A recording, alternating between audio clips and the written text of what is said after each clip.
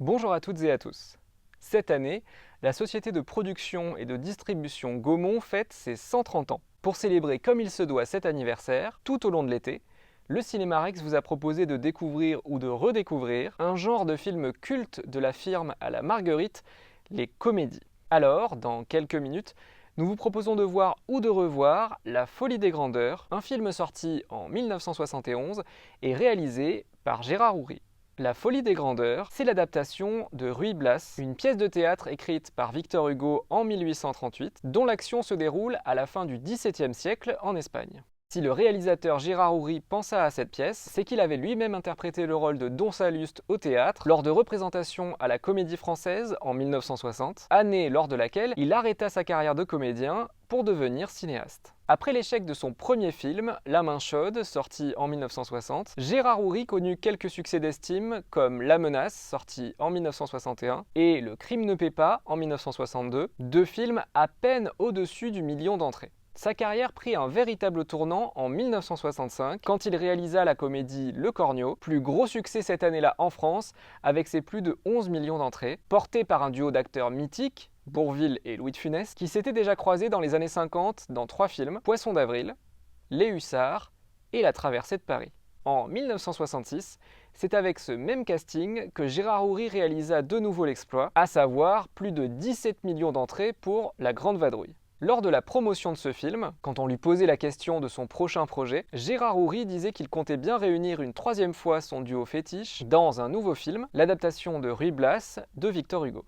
Mais ce projet fut mis de côté temporairement et Gérard Houry se consacra à la production du film Le Cerveau, sorti en 1969, qui eut un succès en demi-teinte comparé à ses longs métrages précédents, tout de même 5,5 millions d'entrées.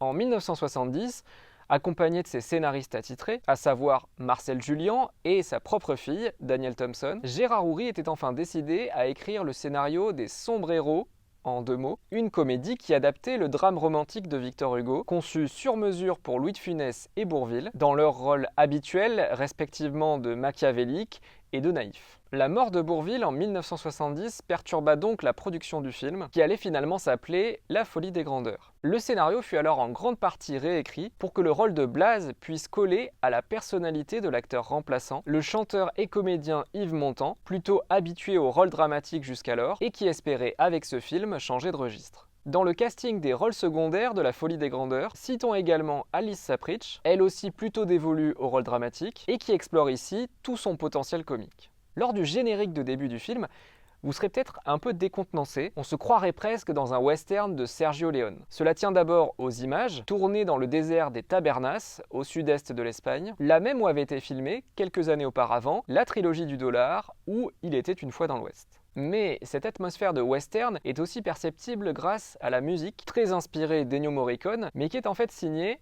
par Michel Polnareff. Le chanteur et musicien, qui était alors au pic de sa popularité, avait pris un risque en proposant ce thème musical, qui paraissait en total décalage avec l'époque de l'histoire, mais qui est désormais indissociable du film. Et, tout bien réfléchi, ce thème exprime parfaitement ce qui fait l'identité même de La Folie des Grandeurs, un film à contre-pied. Enfin, sachez que lors de sa sortie, en 1971, le film réunit près de 5,5 millions de personnes en salle, comme Le Cerveau, mais bien loin des succès phénoménaux du Cornio ou de La Grande Vadrouille. Il gagna tout de même le statut de film culte, notamment grâce à de nombreuses rediffusions télévisées, mais je suis sûr que vous profiterez encore mieux notamment des décors grandioses sur un écran de cinéma. Vous en savez désormais un peu plus sur La Folie des Grandeurs, que je vous laisse découvrir ou redécouvrir tout de suite. Il ne me reste qu'à vous souhaiter une très bonne séance et je vous dis à bientôt au cinéma.